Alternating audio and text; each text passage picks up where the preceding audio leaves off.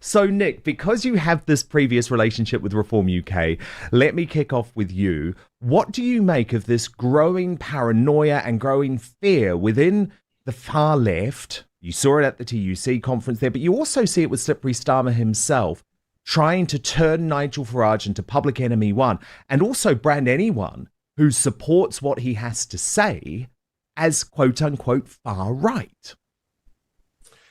The left and the elite in this country have been quite happy with the Tories because the Tories are basically socialists anyway. Reform are offering something different. Reform are saying we're going to be different and we're not part of the uni party, we're not part of the elite, and we're going to bring change. That terrifies them because you cannot control that. They have no idea if Reform get into power what they're going to do. We all knew what the Tories are going to do, which is exactly the same as what Labour were going to do. So just that one fact terrifies them. And that's why the next 5 years, 3 years are all about demonization of Farage and Reform. And down the line, they will start going after the supporters of Reform UK as well. Russell Quirk, you believe that Keir Starmer is actually the biggest threat to our democracy since World War II. What do you mean?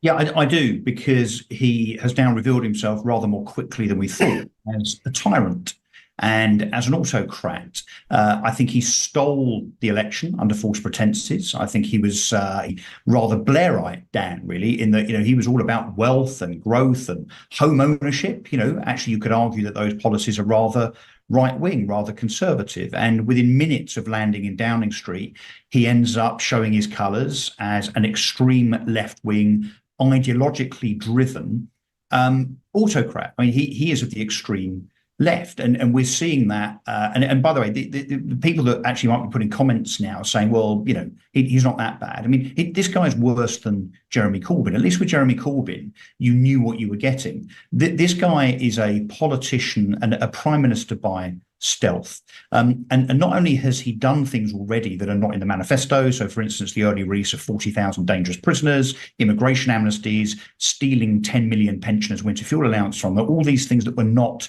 in the manifesto.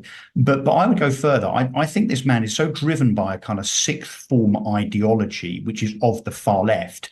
That's why he's so worried about reform, because he knows that by him lurching to the left and presumably staying there as long as he can stay in place, there's going to be a huge gap, a huge vacuum to fill, particularly if the Tories mess up the leadership contest, which I think they probably will. Yes. That vacuum is going to be filled by reform. So a man that labels his opponents as something of a bogeyman type nature. We've kind of seen that before in the late 1930s when Hitler did that to the Jews.